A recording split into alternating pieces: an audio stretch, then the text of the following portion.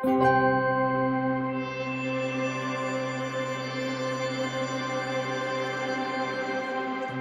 such an honor to be here. Thank you all so much for your attention this morning and for the work that you do on soil health, which we have already heard all the benefits of that. I'm not a scientist. I'm not going to give a scientist presentation, but we all know the benefits and the multiple benefits that come from soil health. I do want to acknowledge Dr. Lal is such an inspiration on soil. If he is still on, Dr. Michael Drake is the new president of the University of California. And every time I am with him, he makes a reference to everything he learned at Ohio State. He came from Dr. Lal. So he has influence far beyond the borders of the United States of America. I am here to speak very briefly about what we have been doing in California. Soil health is part of our new suite of climate-smart agricultural practices, but the state of California is making a significant investment in this because we understand its critical importance to our continued productivity, one that is being hugely impacted by climate change. I'm sure many of you have heard about our wildfires, the most severe drought that we've suffered in the last multiple decades, and in a state that's highly urbanized. And so we have, with great intention under our climate scope plan, really incorporated conservation of our ag lands and the preservation of them through our sustainable ag land conservation program. We have on-farm water use efficiency as one of our incentive grant programs. We have a healthy soils program, which I'm going to talk about a little bit more in a second. And then we have a number of programs around methane reduction, replacing engines, and alternatives to open field burning. That's all part of our suite of practices. I'm very pleased that just last month, the legislature passed and the governor signed for sustainable agriculture, $1.1 billion, that's US dollars, in our suite of practices. So we're very serious about doing this. But there's a couple things that have been mentioned already this morning. It is that translation of science to the field and the practice, and putting farmers and ranchers at the center of that.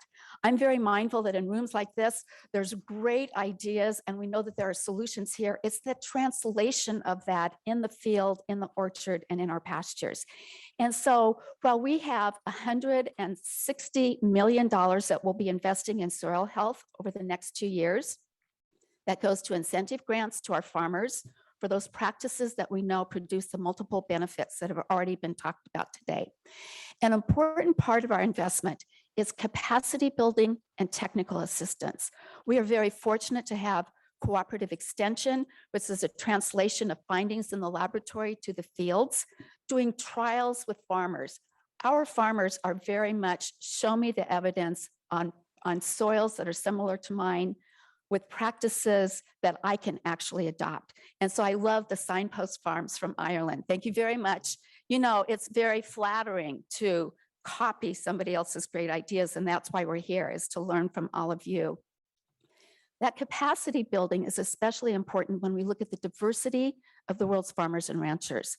It's easy to think about where most of the food production is, but we must remember that the vast majority of the world's farmers, and even in California, are very small, and on a global basis, less than 10 hectares, that this is where we need to focus our attention.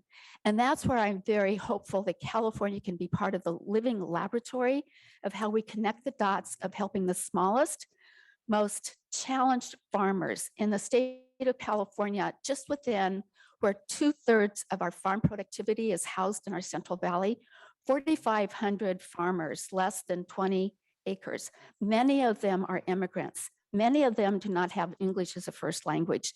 These are the kinds of things we need to think about. It's not only the science of how to do it, it's how to communicate that, translate that, and help them be sustainable economically, environmentally, and most importantly, for the nutrition of their families and their communities.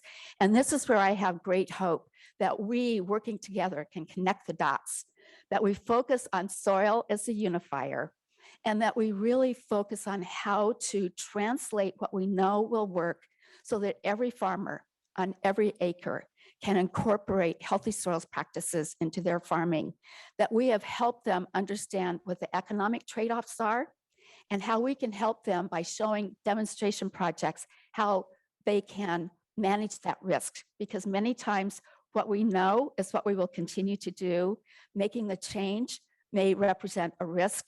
And that's why the last point I want to close in is the critical importance of the whole supply chain being involved in this discussion. The private sector is already making these investments. We want to make sure that they're making them based on sound science, that the measurement is there, that the verification is there, and that the farmer is a part of that discussion and a part of that economic return in doing that. There is a saying I learned in Africa that I love. If you want to go fast, go alone. If you want to go far, go together. That is the purpose of us coming together here and virtually to learn from one another, to connect the dots, and at the end of the day, take home what we have learned and translate it for our farmers and ranchers of every size, of every crop on every continent. Thank you so much for your attention.